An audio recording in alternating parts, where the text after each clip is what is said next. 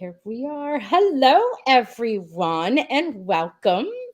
So, I'm Roxanne, and here is Kerri. Hello, Kerri. Hello. And we are going to co host tonight about the first episode of Grease Rise of the Pink Ladies. I think it's exciting. I'm excited. I am too. All right. Okay, so Kerri, before we get started, let's talk about you. Tell Okay. us. Tell us about how you're a Hallmark fan, One Calls the Heart fan, Chris I'm McNally fan. I'm a yeah. So I was a One Cousin Heart fan from like day one. Me too. I started following Chris obviously when he came on One Calls the Heart, and just from there, and yeah, that's how I got started with that, and So and and so that's I probably would have watched this show even if he wasn't on it because I'm a huge musical fan. mm. So that would have been something And I would have watched anyways. we have our matching jackets Yes, on. we do. I've always wanted one of these. When Oh, I was born. I was born the same year the original Grease came to theaters. oh, okay. Yeah, so 1978 was the original Grease movie, and that's the year I was born. So I remember. It's in your blood. I it's love in it. my blood. Yes. Yes. So for just for our guests that are out there, we are going to recap first, and then I'm Mhm. going to talk a little bit about the 50s lingo. That's my little spotlight for tonight. And then every episode that we have a spotlight just for our favorite Mr. Daniels, and we're going to chat about him. And let's get started. Let's talk about one of the things I love is what I call the technical term when you storytell is exposition. So I love how they introduce the character, the setting, and the conflict immediately with that Yeah. fabulous Oh, Grease that opening number. number is incredible. It was good, right? Yes. Yes. And what did you think about each of the different characters and their little story that was So unfolding? I loved I loved how they introduced each character in a different verse of the song. Yes.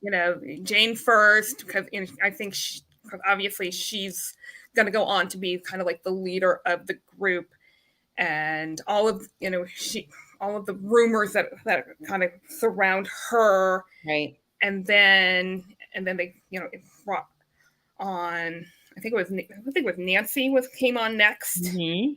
Yes. and obviously she's kind of more of a mystery of what's going on. Is. Yeah. What her conflict is. I know she's into fashion, and she really, she's going to be the future Vera Wang kind of person. Yes. I thought the same thing. That's so funny you say Yes, that. yes, it's the future Vera Wang, and she's she's not really ready to go out into the date yet, and it's that kind of thing going on. Well, she might not just be interested. Yeah, not interested yet. Yeah, we don't want to give that away for those who haven't seen episode 2, but her story unfolds a little bit more. A little bit more, yeah. Yeah, she's very, I think, sophisticated and no nonsense, and she looks around at everyone like they're all like a bit immature and juvenile to her. Right, right. Even the way she dresses and carries herself is a lot more sophisticated. Yeah. And then comes Olivia and all the T-birds, and we find out that there's some kind of scandal.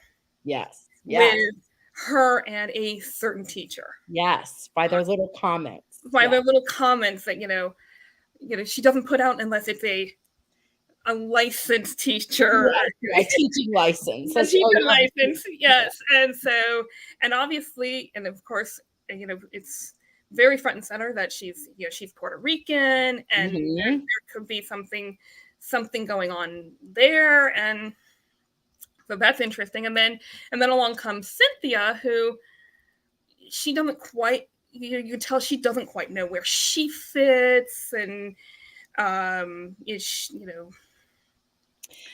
she doesn't know where she fits in a lot of places. In a lot of places, and she doesn't know if she fits in with the girls. She doesn't know if she fits in the boys, and right.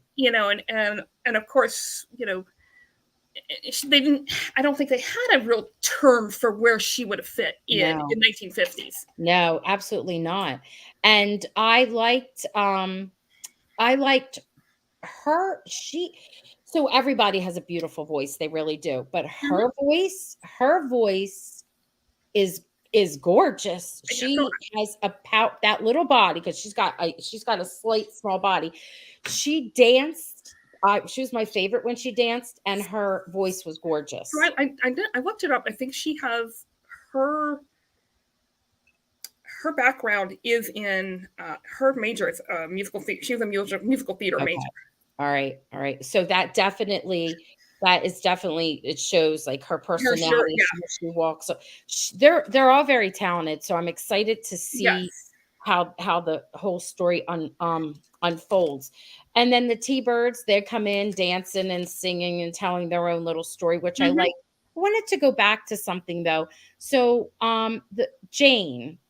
yeah, Okay, so her story and what's going on with her story very much mimics what happens in the original Grease. right, And if I'm not mistaken, isn't when Olivia Newton-John's character comes to stay, isn't yeah, she kind Sandy, of, yeah, Sandy connected with um Frenchie and them, right? Because her right. Frenchie's going to be Jane's younger sister.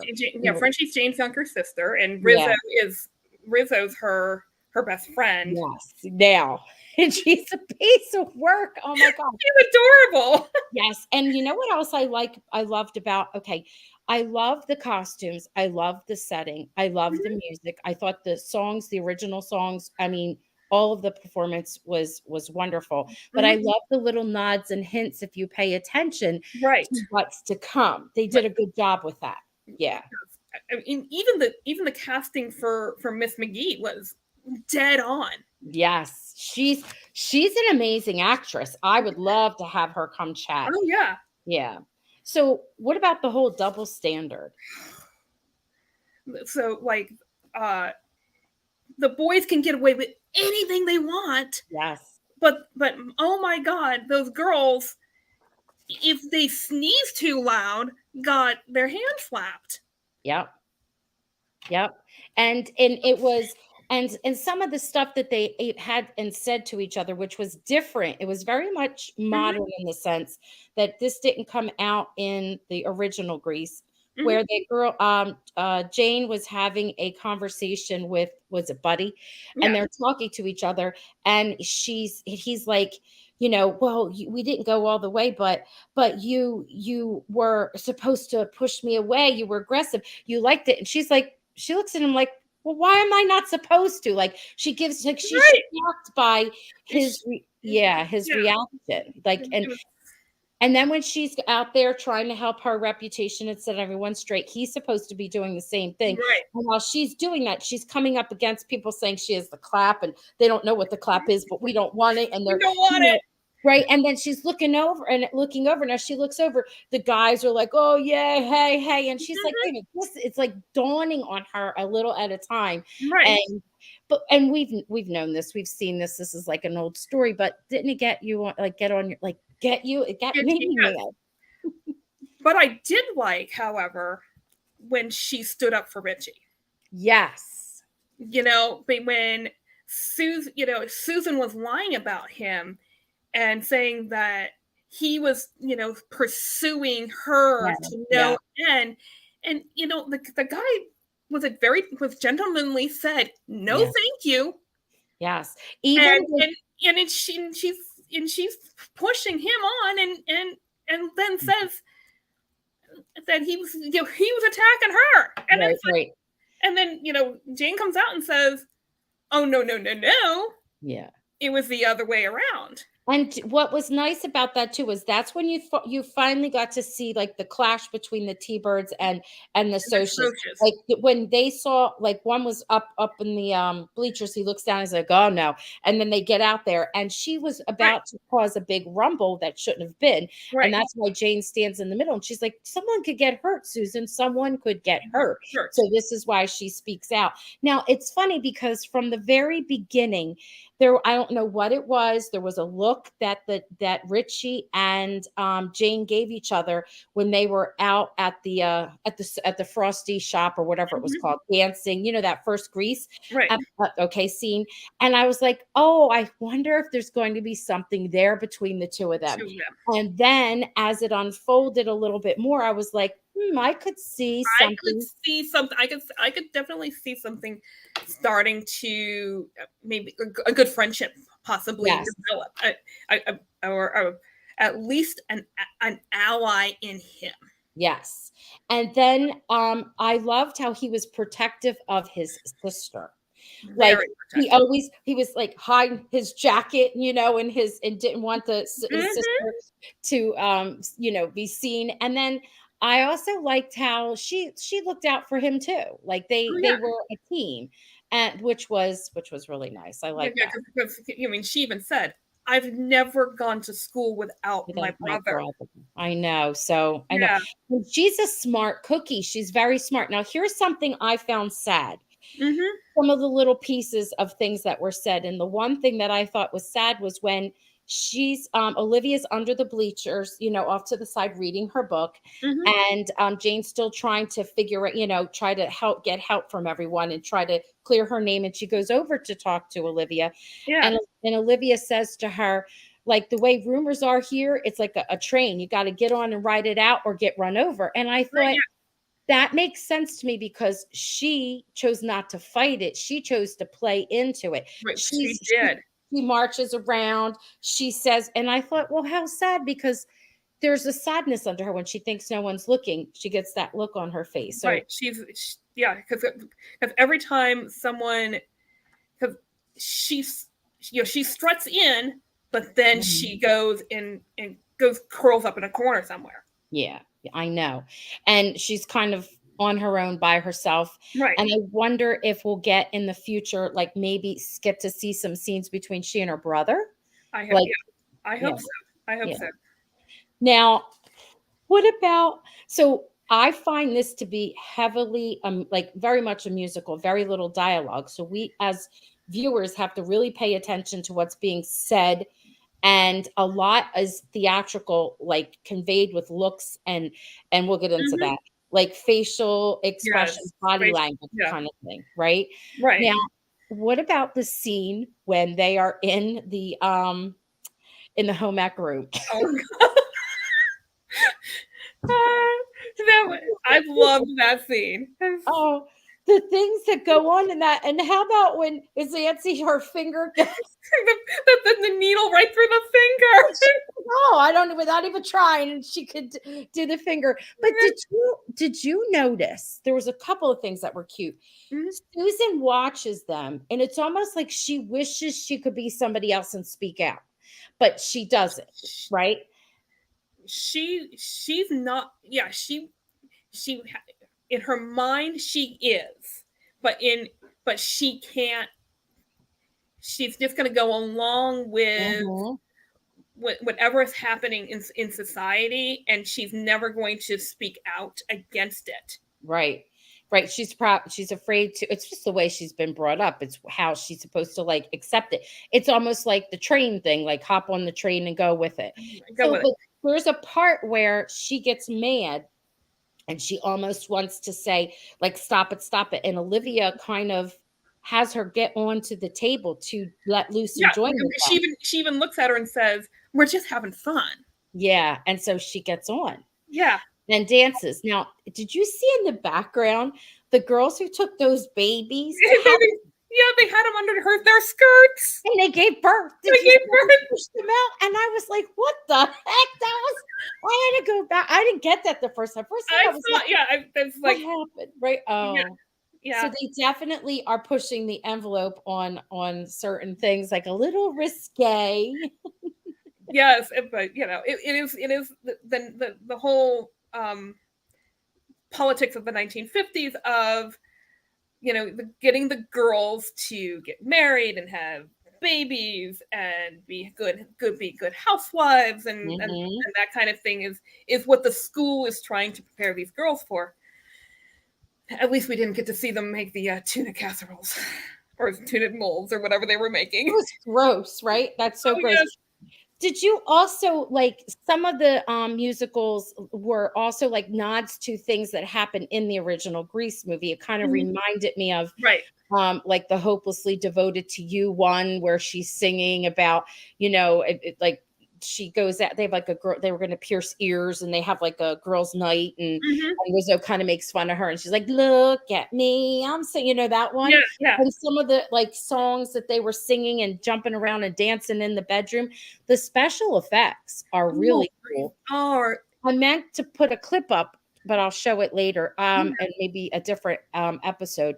They show you on their website on Instagram some of the behind the scenes stuff, but the visual effects are really wonderful. It was Just yeah.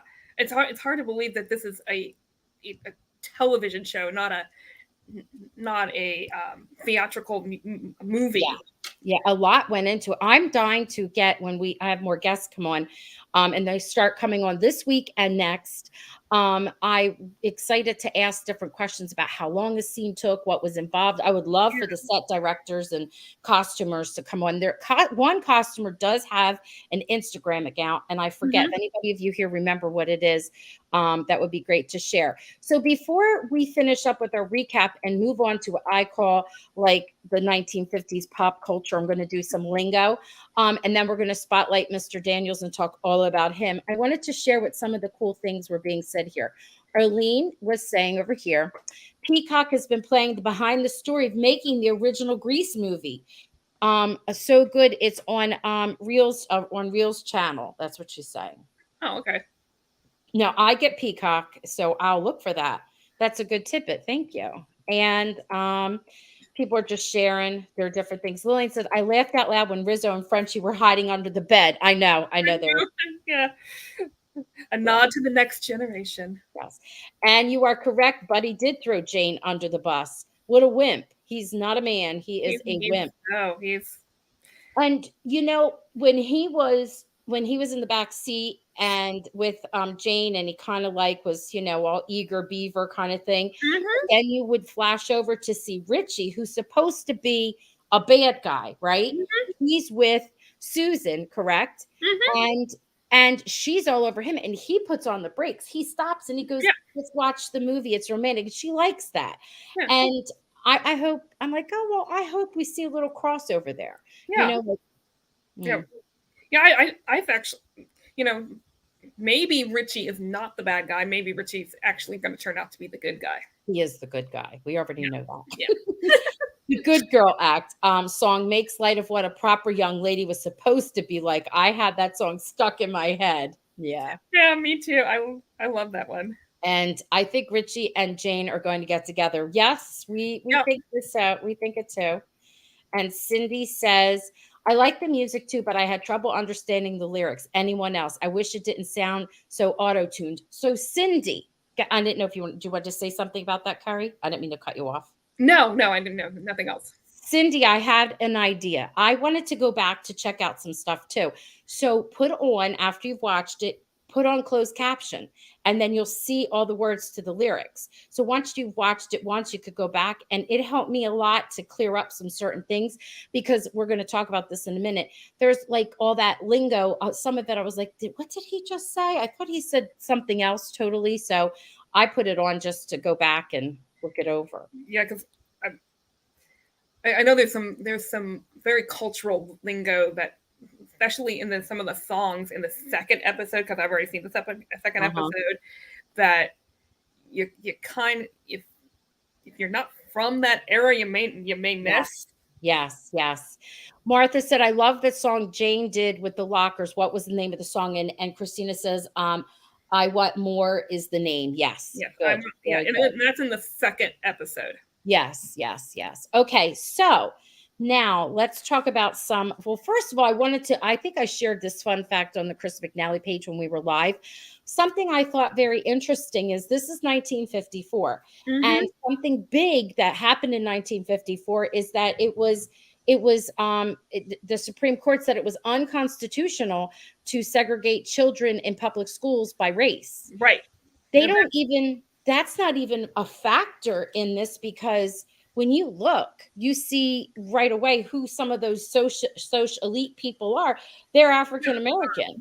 Yeah, because with it, his name is Wally or Willie. Wally Mhm, is, mhm. I mean, he's like the second in command of Yeah. those socias, and Yes. he's African American. Yeah, yeah. And so I was like, and there were other African American students, and I was like, oh, yep, yep. Brown versus the Board of Education. You And are of course, correct, Stephanie.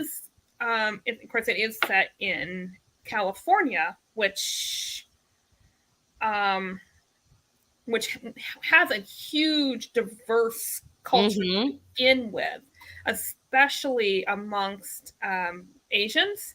Yes. Anywhere on the Pacific coast is going to have a huge Asian culture. Yes. So And I like that her parents, Nancy's parents, they owned the soda shop. yeah, the Frosty Freeze Right. As opposed to them owning like a Chinese or Japanese or some type of or dry Asian. cleaning or Yes, yes, yes. I love that. I'm like, oh, they got the soda shop. I love it. that's You know, great. I Yeah, know. I know. And I like when she gets detention. I don't know. I don't think that's in this episode. Is it in this episode where she gets detention and yeah. This is the second episode where she gets. okay, all right. Alrighty. Anyway, I shouldn't speak. I get confused. Hold on. I'm not giving out anything, even though y'all may have seen it. I'm just waiting. All right. So some of the lingo that I had to pay attention to, which I think a lot of us already kind of known, especially if you are familiar for the socias and the greasers. If you are familiar with S.C. Hinton's the story of the Outsiders with Pony Boy and all that, they made it into a movie. Did you ever read the book? I I I read the book when I was Um, probably that was it's good. probably 20 some years ago. S.E. Hinton, and it is. I'm going to put it on here for people who might want to read it. Hitt. I think it's Hitton. Hitton. I think I got it right, Yeah, and it is called Outsiders. yeah. And they made a movie out of it too. And oh my goodness, it is like the Brat Pack from the day of Mhm. actors in there. You'll get to see Tom Cruise before he had his teeth and his nose fixed. He's like one of the brothers Yeah, I back. think Patrick Swayze's in it as well. Yes, he's the yes. Oh my gosh. It in He was, Pony Boy. yeah, super Yes. young at the time. It's so very good. So socias and greasers. Well, the word socias, like if anybody's out there and they're into the Bridgertons, when they talk about the ton, Mhm, they're talking about the the group, the society, the mhm. town, the ton, and that's where soc comes from. So they're the high society, we have money, we rule the school kind of proper good boy, good girl kind of thing. And then greasers, because they had, put the grease in the hair, but it really meant that they were hardworking and tough, like Right. And coming. usually the blue collar kind of they work Yes, blue collar jobs and the yes, yes, yes, yes, yes. And then we have, I like this because Richie says it. He says, let's bop, like bop. And I was like, what does that mean exactly? Because bop is also a musical term. But when I was researching it, I think it kind of means like let's go, let's like, but it wasn't just let's leave, let's go. It was more like bop was like, I don't know, like a swagger, like that kind of a okay, thing. yeah. Mm. People join us at, and if you know more than we do, that's fine. I'm just putting in my little pop culture here. So then I liked, oh, this was something. Nancy was talking, it was said more than once, but Nancy was talking with her friends and they're going, we're going to go sit on the bleachers. And she's like, that's for tonsil hockey and the JDs. And I'm like, what's a JD? I heard it more than once. I was thinking it was the juvenile delinquents. And it is. It is. It is. Good girl. Then there was so square, a cube. That cracked me up. It was I forget who it was. It wasn't Susan who was saying it. It was her friend, the other blonde. I can't think of what her name Oh, is.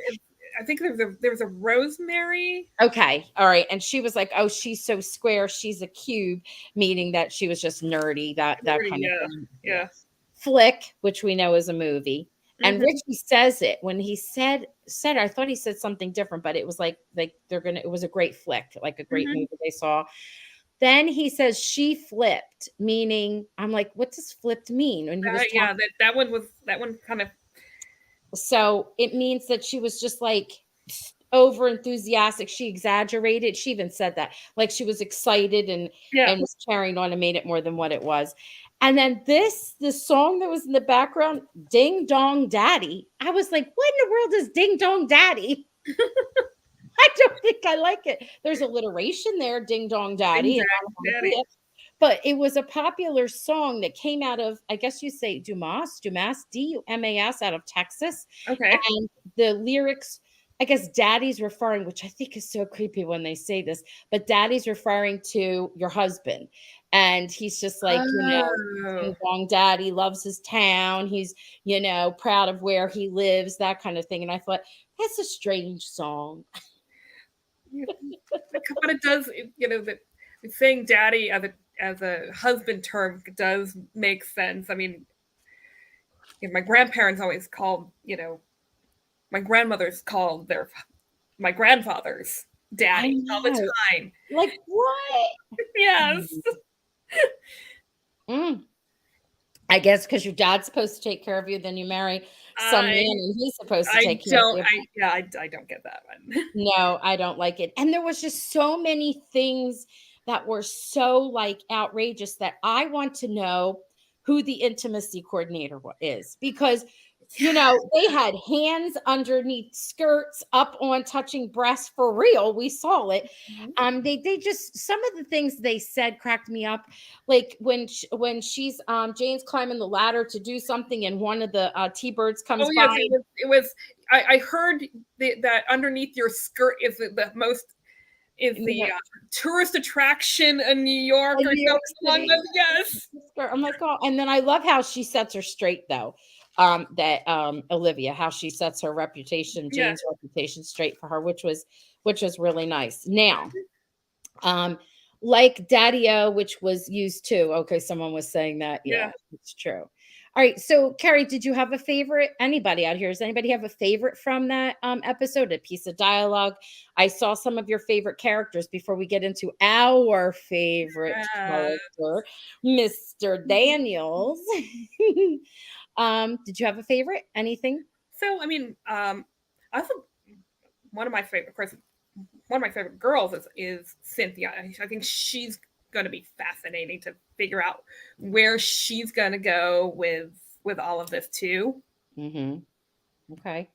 I love the scene that they did with the car. It reminded me of Grease Lightning. Yes. And but it was more like they're gonna rule the school kind of thing, which was cute. But there was a Grease Lightning feel to it because they mimicked riding in the car, and all. And I like how she tries so hard to fit in. Yeah. Goes and does the whole when they moon everybody, right? that whole part, and then they don't accept her, and she's like, "Oh, it's okay," and you feel for her, and she like steps away. Yeah, and then what was I think they call him Shy Guy, who's in the opening, in the very beginning, he puts the coat on her, and he's doing it as a gesture of, hey, I kind of like you, and she doesn't quite get that. Because I don't think she's secure where she is in. And she's so oblivious to it. Yes, and she thinks she's trying to get acceptance as a guy. It's kind of sweet, actually, a little bit. It's and the vice principal, we didn't even really talk about her yet. She makes a comment to her like, no matter how hard you try, you're not going to be one of the guys. And she says to her kind of like, you'll never be a real principal. And then she's like, well, I said too much, and she runs out. But the principal, she sits, kind of looks and thinks like, you know what I mean? And she keeps telling the girls, the only thing you got is your reputation. What more does a girl have but a reputation? And I'm like, oh my gosh. What's Arlene saying? How about Dot with the lollipop? Yes. Oh my God. Yes. That was bad. I saw that. Oh my goodness. Now, I can't believe how young she looks. I know. Yes, here's that thing. How old is that supposed to be? She looks like she's in elementary school. So, obviously she's supposed to be a 16-year-old girl. Yep. Ironically, the actress who plays her is 28. Really? Yes. But the thing is that I think Dot, there was I think she was somebody's sister. Was she Rizzo's sister? She was one of the girls' sister in the original, where she had her hair in the ponytails and she sang this brush your teeth song. And she kind of was always like in the background, but she was a little younger than them, I think, or she just behaved younger or something. And I think that's what this character's like. Yeah, there is another girl in the original. Yeah. I forget who she was. Yeah. So that kind of like I they really, did yeah, a lot. yeah, because I'm trying to think of, I forget her name. I'm sure forget her somebody. name. Mm-hmm. So, okay, so now we have when they're on the stage and she like talks out about how there were more people in that audience. Hi Christine's here. So what's the current topic? So Christine, we're just finishing up our recap. We did some lingo and we're not into Mr. Daniels yet. We're almost there. But I'm answering her question.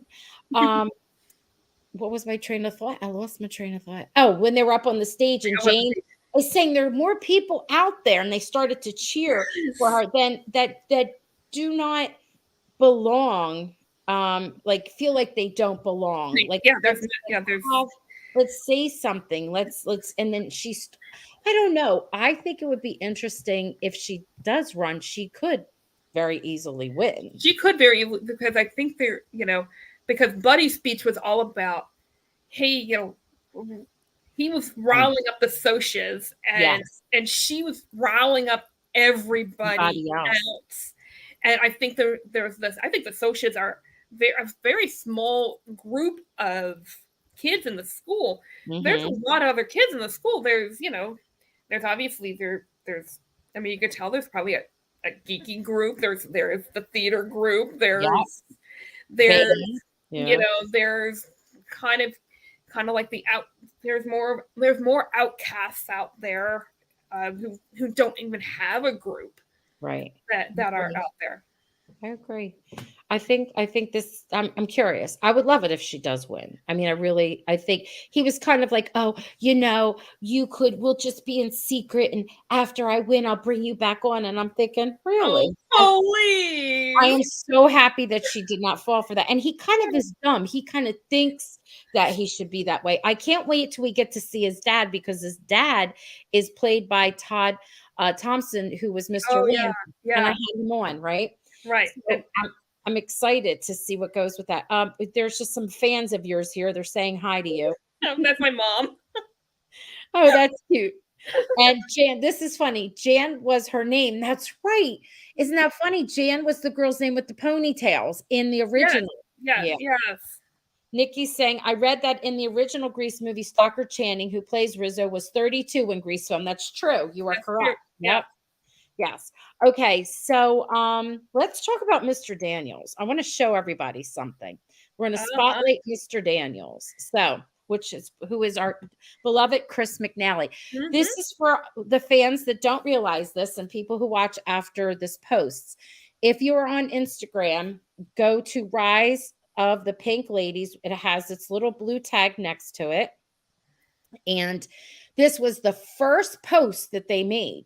And it was of Mr. Daniels. Look at that. It's like a yearbook. In the yearbook, your photograph, but they don't show his face and they put Think Pink. And then after that, you'll see all the other characters, which I thought was interesting. And so, Kerri, you and I were talking about this before we went live, and we were talking, and I would love to hear what people have to say here. We were talking about how Chris's character, Mr. Daniels, didn't have one piece of dialogue. Yeah, he doesn't have one piece of dialogue, but when he first comes on in that cafeteria scene and he sees Olivia, they have a full-fledged conversation just in the way they look at each other. Yeah, that look right there. And she gives him eyes, he gives her eyes, and there is a lot that was said between the two of them in that 2-second in that 2-second cafeteria scene between the two of them without saying a word. And also, he was in like several of the scenes, even if he was like in the background, you didn't even Yeah. realize he was there with his looks and watching. So it kind of, he's supposed to be creepy. I get that. But then there's also this piece of us, and maybe because we love Chris, that kind of also wants to root for him to not be such a creep, you know? Yes. And I'm thinking, not that I condone this in any way, shape, or form, but factually, if we think about this, she's probably 17, 18, right? Mhm. Okay. He's Um, he's in his probably early 30s I didn't think he was in his early 30s. I'm or late thinking, 20s, late 20s well, probably. I was thinking even younger than that. He couldn't be right out of college. He could very well Yeah, be like he 20. could, maybe. Yeah. He could be 22, 23. So technically there wouldn't, I don't know, but there wouldn't be such a big gap in age there. So I can see where there could be some kind of an attraction. I get that. You know, I'm Mhm. not saying that it's right. And especially because he's the teacher, but I was just thinking about how they could easily get caught under all of this. Right. Um, I like how he's there no matter what.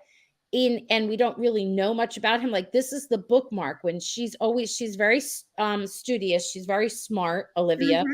She's over there loving and gobbling up all these books. She's always got a book in her hand. And when she pulls out her bookmark, it's from him. It's something he had recommended. Yes. Yeah. So his presence is there. Now, I wanted to share this. Thank you to Wilma. She made this. These are some of the, clips of him when he makes eye contact with her. And Yeah. then he's also at that pep rally. And I don't know about you, Cindy. I mean, not Cindy. Kerri and I were talking about this. Let us know in the comments. But he was at the pep rally. You see him give a look, and then he's over there cheering. But then when the mooning and that terrible sign comes down, he kind Yeah. of has this reaction that comes across his face, right? Yeah. And And you're not quite sure if he's disgusted by the sign that came down or if he's happy about the sign that came down. is he intrigued? Find it funny? I don't know. I was leaning more towards there was like that moment of, oh, like he was Yeah, like at shocked. first I thought he is taking it. He's taken it back a little bit by it, but what else is he thinking when he sees that sign? Right, right. I want to see what some of the people are saying here about him. And see, I love it because, oh, there was even, did I put it on? I thought I put it Yeah, in. Christina's like he's a mystery. Yeah, he is definitely a big mystery. I didn't add it, and I wish I had. I forgot to. There is, you'll see where Olivia is talking in the hallway to Jane, and people are coming down and around the hallway, and then you'll see him coming down the hallway too, walking Mhm. forth with another teacher. So he was all over that building in all the scenes except for the Grease opening scene. He wasn't here and there. I don't know if people realized it, but his presence definitely was there. So I find it extremely intriguing to see where it goes. Let's see. Oh, let's see, I'm going to take and remove this. And then I'm going to come up to, let's see. Nikki's saying, yes, please, more Mr. Daniels. What's this? I want to know more about Mr. Daniels. I think it will be interesting. Yeah. Yeah. Yep, he was at the pep rally. Yes, yes, he was. And this is true. Chris has the most expressive eyes. So one of the things that I was saying is to someone else, in order to like when you're on camera, right, or in Yeah. order to convey things just with the look or body language, and he was never physically near her, he was always across the room. Across the room. And of course, the cinematography is amazing, and they zero in and all. You really have to be expressive, and Yeah. Chris has that theater background, right? Yeah. So I think maybe that's why he's so good at it. Oh, definitely. I mean, whenever everything he's in, his eyes, his face, everything, his full he always gives a full expression Right, whenever he's doing anything. right. Lillian says, I get the feeling Mr. Daniels is going to go down at the end. Oh, probably. But then again, I don't know. They have such a but double then standard. again, you have the male principal in the back Who does nothing. He's a fool. yeah, he's a fool. Which, wait. he's, he's, he's I mean, he's probably. I call the male. I call that male principal in the back the Don Draper of the school. Right? Oh my gosh. Okay. I love right Mad Men. Oh my gosh. I think I talked to Todd about that. Like it has made me angry when I had to watch Mad Men. It took me a few times to finally watch it and then I was hooked. But getting back to the pep rally when they're bearing their bottoms and she's like, do something. And she's like, I want to see all those in my office. They will all fit in my office. And she's trying to chase the butt, or like the person around with their butt, the Yeah. vice principal. Oh my gosh. That was hilarious. Oh my gosh. Nikki's saying, but the looks he gives us, also the look he gives her during the pep rally when Olivia reads the note he gave her. Wow, I Yeah, know. I yeah, know. yeah. Yep. There's Yes. the communication between Olivia and Mr. Daniels is just it's all over. It's dead on.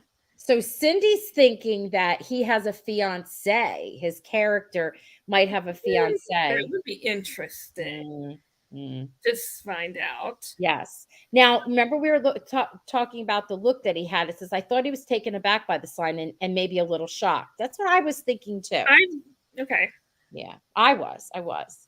I think his look was worry about what the reputation will give him. Oh, because people maybe because I don't know. I don't know. I think that he looks like he would be a bit full of himself.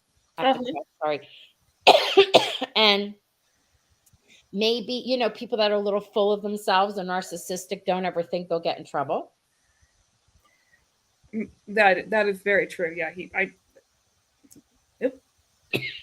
Sorry. Are you there? I I'm removed here. I'm myself. here. I removed myself from the stream. I didn't mean to.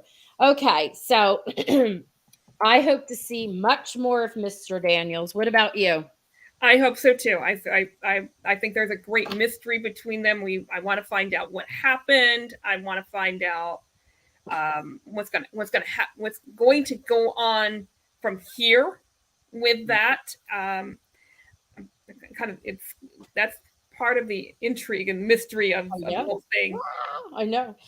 All right. So this week and next week, the moms who are in the opening act, I call it act, the opening scene of episode 2. If you haven't seen it, they will be on. I have some coming. Fabulous scene. Yes, and Peg, the actress who plays Peg, we haven't really been introduced to her. She'll be coming on as my guest. I think it's Thursday. So there's more Grease Rise of the Pink Ladies coming our way. And what I find so ironic is that it is so very much connected to many Hallmark actors. Many. Yeah, I think it's because it's filmed in Vancouver, and that's a very small, intimate group of actors Right. up there. It's not like California where there's it's a huge pool. There's a very small group. Right. So I'm excited by that. I'm like, oh, look at this, look at this. And I'm amazed by how they're out there singing and dancing. And I know Chris does not sing and dance, but I find it so ironic. Because he was even kind of shy and even to sing "Happy Birthday" to Elizabeth in I know. birthday scene. Oh, and he's in the middle of the whole musical. That's crazy to me. Yeah. Episode 1 is on tonight at 10. If you have Pluto, go to the Paramount Plus Picks channel. Okay, Cindy, that's great. Thank you for sharing that. And Nikki said the redheaded mom was in Sailing into Love with Chris. The redheaded mom, her last name is Vroom, is in way more than the Sailing into Love with Chris. I wanted to have her in everything. She's amazing. She has played so many parts. And I had wanted to have her on at Christmas time, but whatever happened schedule wise or whatever, just alone this past Christmas, she was like in 3 different movies.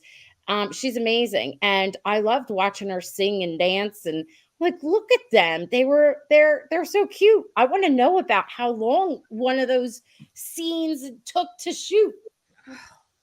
And I think they're supposed to be throughout the 10 episodes, 30 original songs. Right. Wow. Yes, absolutely. That's just crazy. Right. That's very ambitious for a television show. So if I were to ask Chris what it since he loves fashion, clothes, he's fashionable. I would love to ask him like what was like one of his favorite, I don't know, articles of clothing or one of the costumes that he had to wear, what he liked the best, maybe wished he could take it home as a souvenir. I'm wondering what we've seen of him so far. He has that gorgeous suit, he has that sweater vest, he has that really cool jacket, like it was plaid. The jacket for the prep rally was Yes. really Yes. very 1950s. The plaid was very cool. Yes. Oh, Arlene, yes. Fiona Vroom, yes. Yep. She was in Three Wise Men and a Baby. She was in many things. She was in with Christopher Palaha, and I forget what, he was married and their marriage was on the rocks. She was very artsy and out there and zen. She's been in so many movies. She's amazing. Yeah. Cindy says, like he said, he rocks the sweater vest. He does. Mm-hmm. He does. He really does. Now, yes, Nikki, I know he's not in episode 3 and 7, but when we recap, we will still be spotlighting Mr. Daniels because I have some little tidbits and fun things that are coming that I'm not saying yet. But I'm also going to talk about how he should have been in episode 3 and 7. We can start rumors about him. Yeah. Why he's not in episode 3. Yes. Oh gosh, good rumors. All right, what's this? I want Gina Rodriguez on. She's one of the moms on Jane the Virgin. Yes, she was. His hair is so prim and proper. It is. But he's still got a hair of glory thing going on, though. He does have a buzz. Yeah. Yeah. I don't think he probably would not have a buzz because of his obligations to other roles that he plays. Yes. His hair is delicious. Oh goodness. Oh gosh. So I'm just so excited for us to watch more. It's something different. Yeah, it is really like I said, even if Chris was not on this would definitely be something that I would have been so excited to watch. Yes. And yes, he is clean shaven. That's good. Yes, I agree. He should have been in all 10 episodes. We're just going to gush and talk about all that. All right. Okay. Well, this was so lovely. Thank you for joining me. Yes. Anytime. I would love to do this. Come back and do this anytime, Roxanne. Sure. Don't leave. We're going to say goodbye to our friends, and then you and I'll say goodnight in the chat. All right. Bye. They're giving you some love. Kerri, it was nice to have you on. Thank you, everyone. I've had so much fun. Yes. All right. You have a good night and happy Easter. Happy Easter to everybody else, too. Yes.